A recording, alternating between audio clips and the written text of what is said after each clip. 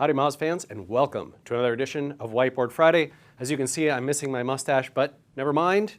We've got tons of important things to get through, and so we'll leave the facial hair to the inevitable comments. I want to talk today about how to prioritize your link building efforts and opportunities. I think this comes as a big challenge for many marketers and SEOs because link building can just seem so daunting.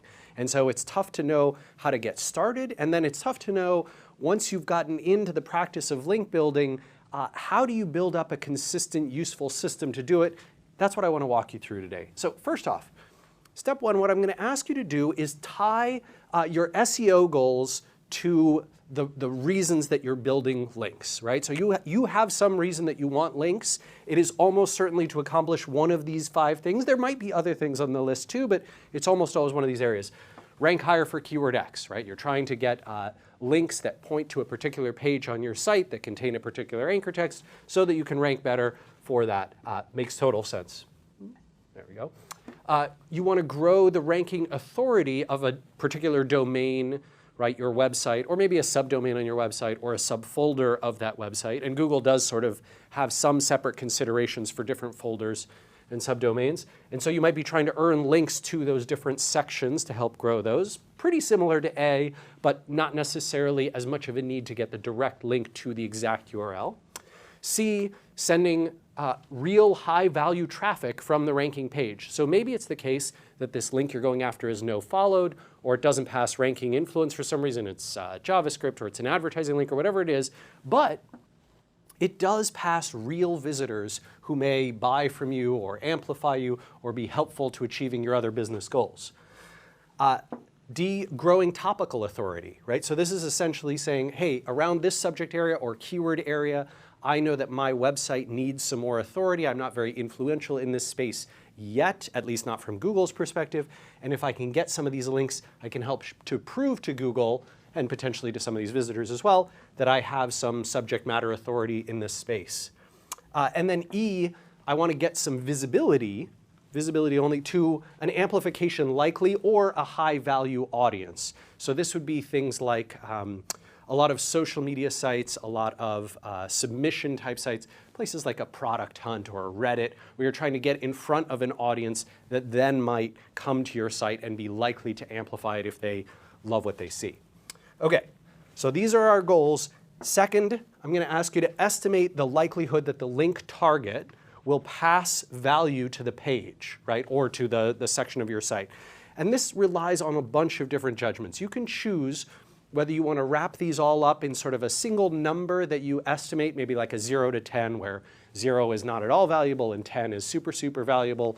Or you could even take a bunch of these metrics and actually use them directly. So things like domain authority or linking root domains to the URL or page authority, the content relevance. You could be asking, is this a no followed or a followed link? Is it passing the anchor text that I'm looking for or anchor text that I control or influence at all? Is it going to send me direct traffic? And if the answers to these are all positive, that's going to bump that up. And you might say, wow, you know, this is high authority, it's passing great anchor text, it's sending me good traffic, it's a followed link, the relevance is high. I'm going to give this a 10, right? Or that might not be the case, right? This might be a low authority, maybe it is followed, but the relevance is not quite there. You don't control the anchor text, and so anchor text is just the name of your brand, or it just says site or something like that. It's not going to send much traffic. Maybe that's more like a 3.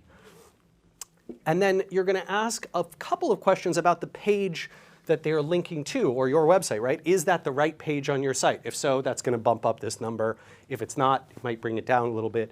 Does it have high relevance? If not, you may need to make some modifications or change the link path.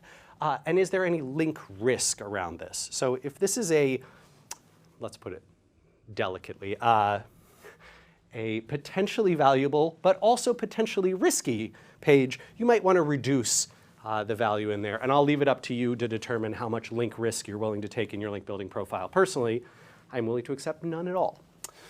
And then step 3, you build a prioritization spreadsheet that looks something like this, right? So you have which goal or goals are being accomplished by acquiring this link. You have the target and the page on your site. You've got your chance of earning that link And that's going to be something you estimate, and over time you'll get better and better at this estimation. Same with the value, right? We talked about using a number out of 10 over here. You can do that in this column, or you could just take a bunch of these metrics and shove them all into this spreadsheet if you prefer. And then you have the tactic you're going to pursue, right? So this is direct outreach, this one's submit and hope that it does well, and who it's assigned to. Maybe it's only you because you're the only link builder, or maybe you have a number of people in your organization, or PR people who are going to do outreach, or someone, a founder or an executive who has a connection to some of these folks and they're going to do the outreach, whatever the case. Then you can start to prioritize. You can build that prioritization by doing one of a couple things. You could take some amalgamation of these numbers. So like a high chance of earning and a high estimated value, we'll do some simple multiplication and we'll make that our prioritization. Or you might give different goals, like you might say, hey, you know what, A is worth a lot more to me right now than C, and so therefore I'm going to rank the ones that are the A goal much higher up. That is a fine way to go about this as well. And then you can sort your spreadsheet in this fashion and go down the list, right? Go start at the top, work your way down, and start checking off links as you get them or don't get them. Hopefully, that's a pretty high percentage. I'm doing real well here. But you get the idea, right? This turns link building from this sort of questionable, frustrating, what should I do next? Am I following the right path? Into a simple process that not only can you follow, but you can train other people to follow.